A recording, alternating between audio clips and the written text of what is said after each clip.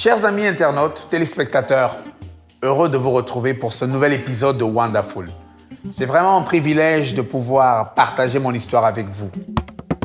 Plus on connaît son environnement, quel que soit le métier que l'on exerce, plus on a la chance d'avancer. Ma période de recherche et de compréhension des éléments et outils de base de mon métier d'artiste musicien m'avait amené à comprendre que je vivais une période fantastique, car adaptée à ma démarche.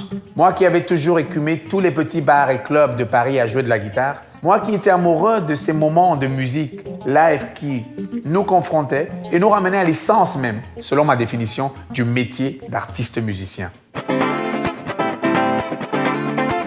J'aimais ces moments non seulement parce qu'ils permettaient d'exprimer une émotion à un temps T, mais aussi pour recevoir l'énergie du public. Ainsi, alors que je commençais une chanson de mon répertoire que je trouvais belle et que juste après quelques mesures, un couple parmi les 6 personnes de la petite salle de concert se leva pour partir.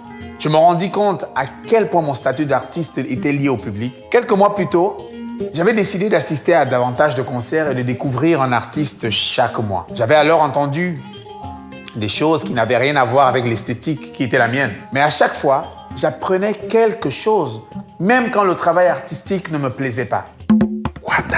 Je m'étais aussi rendu compte du fait que je n'avais jamais pensé à construire un spectacle digne de ce nom, cohérent, comme une histoire ou un discours partant d'un point A vers un point B. Mon réflexe de musicien ne m'avait toujours amené à penser qu'à la musique, qu'aux arrangements, mais jamais à la mise en scène, à la force que pouvait apporter des lumières à mon spectacle. Je n'avais jamais pensé à l'occupation de la scène, à la scénographie tout simplement.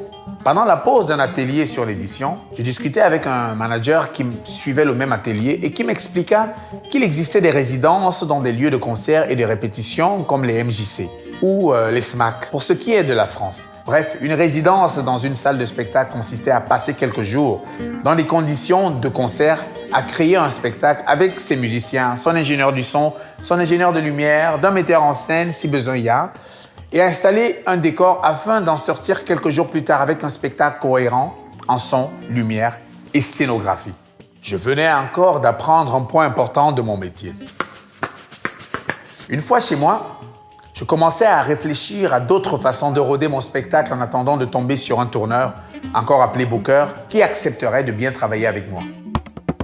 Avant de vous retrouver dans ma prochaine story, je vous invite à découvrir et redécouvrir l'artiste Bagou08 que j'adore et qui vous apportera la bonne ambiance de la journée. Bonne écoute et à bientôt. Bissaï.